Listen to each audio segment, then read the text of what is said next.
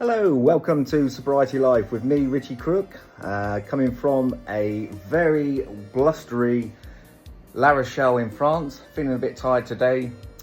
Been travelling for the last couple of days from Alicante way up to here. So forgive me, I'm feeling a little bit tired. But I'm in La Rochelle and I think I'm staying in a student accommodation or an asylum seekers hotel, which I think the latter is probably what it is. So but anyway, yeah, very basic but absolutely jam-packed full of refugees basically, which again, everyone has their own opinion on that sort of side of things, but I think France is suffering exactly the same as England, especially down here. Anyway, yeah, welcome back to Sobriety Life.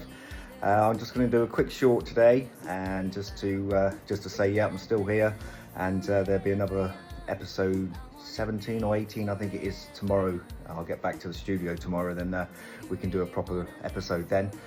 But I just want to get some off my chest, just to give some praise to some authority, which, as a lot of people know who know me, I've never been that compliment. I've never really sort of got on too well with the letter of the law.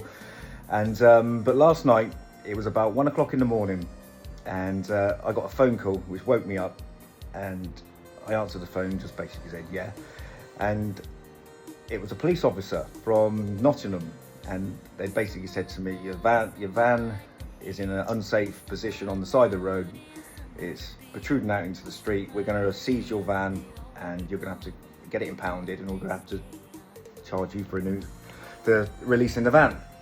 Anyway, I didn't plead with him.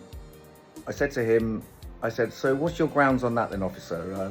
You know, you just woke me up, I'm in France, and now you're telling me my van's been seized. And I think he was a bit surprised that I was actually British or English to start with, because the van had broken down in a pretty dodgy area just outside of Nottingham, where one of the lads going up to pick up some parts. And I said to the officer, I said, look, this is a situation. The recovery truck was supposed to come and pick it up. I said, there's no point in threatening to seize a vehicle when you don't know the story. Now, I instantly thought he was going to be confrontational and look to have an argument, a row, whatever, but he didn't. He sort of said, yeah, I take your point on that. So first tick goes for, he actually listened to a member of the public and looked at sense and looked at a practical way to solve it. So we had a conversation for about 5 minutes.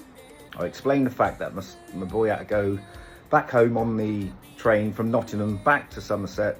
It's cost me a load of money. The RAC are picking the van up, X, Y, and Z. So he understood, which I can't believe, because usually police are all gun-ho. There's no reasoning.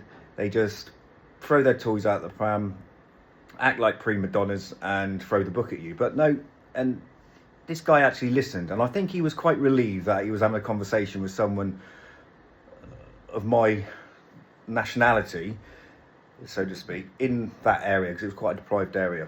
And anyway, by the end of the conversation, I had the police officer, his boss, and another guy in the van pushing it along the road and parked it into a lay-by for me. So I've got to really give these coppers some credit, because number one, he phoned me up, ran it in a rave and said he was going to cease the vehicle. And 15 minutes into the conversation, I got PC Plod and his crew pushing my van, which was broke down, up a busy A road and parking it into a lay-by, and hiding my keys from me in a safe place within the van so it could be found by the recovery vehicle. So I just want to give a bit of praise to the police, actually, for once, because they're very easily targeted and very easily scapegoated. And I'm one of the first to always say it, but on this occasion, fair play to PC Plod at 2 o'clock in the morning, after we negotiated what was going to happen to the van.